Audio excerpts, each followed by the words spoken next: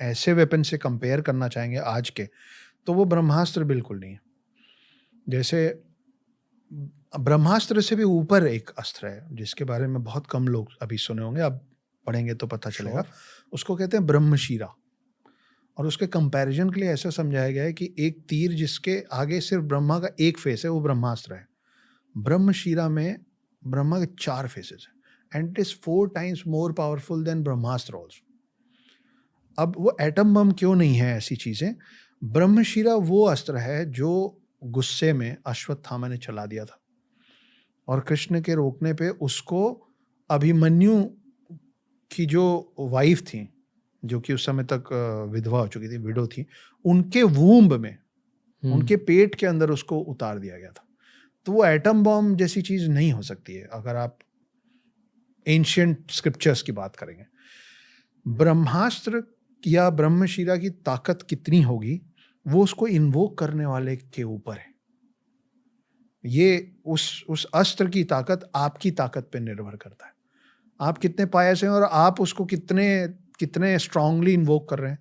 आपका उस वेपन से आपका टारगेट क्या है, या आप कितना कुछ डिस्ट्रक्शन करना चाहते हैं, उस बेसिस पे Brahmastra is going to do that for you. तो इधर अर्जुन ने ब्रह्मास्त्र चलाया था, उसके एवज में गुस्से में अश्वत्थामा ने ब्रह्मशीरा चला दिया था, which is said to be 4 times more stronger than ब्रह्मास्त्र।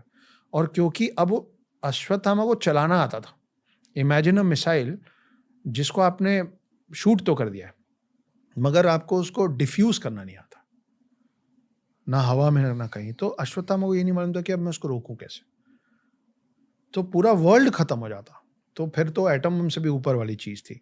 तो उसको अभिमन्यु की वाइफ के वूम में उतारा गया। अब अभिमन्यु की वाइफ का रिलेशन था कृष्ण जी से, जी, उनके परिवार की आती थी। उस गुस्से में फिर अश्वत्थामा को श्राप मिला, जिसकी वजह से वो अब 7 चिरंजीवियों में एकलौता श्रापित चिरंजीवी में उनका काउंटिंग है।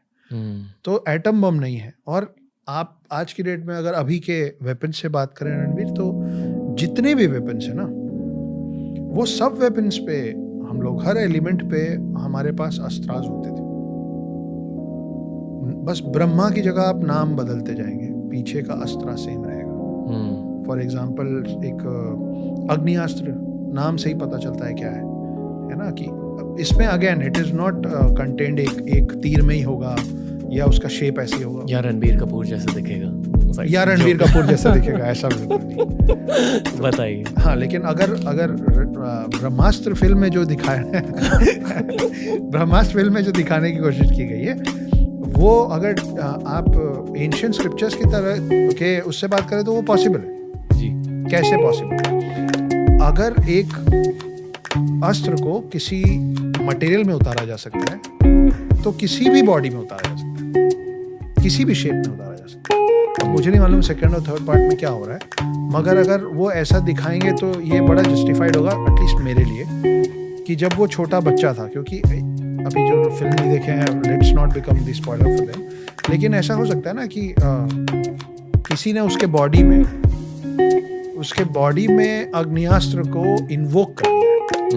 आप किसी भी चीज के अंदर कोई भी अस्त्र को इन्वोक कर सकते हैं, अग्नियास्त्र का भी कोई शेप नहीं। ऐसा दिखाया और समझाया गया है कि आप एक नॉर्मल सा तीर लेते हैं, फिर आप इन्वोक करने के लिए वो मंत्र कहते हैं। अब आप में कितनी शक्ति है, शक्ति मतलब I am not talking about the physical strength, spiritual strength. हाँ, आपका स्पिरिचुअल स्ट्रेंथ कितना है, आपको कितने गुरुओं ने आशीर्वाद दिया हुआ है, आप कितना कुछ आपने अर्जित किया हुआ है, उसके हिसाब से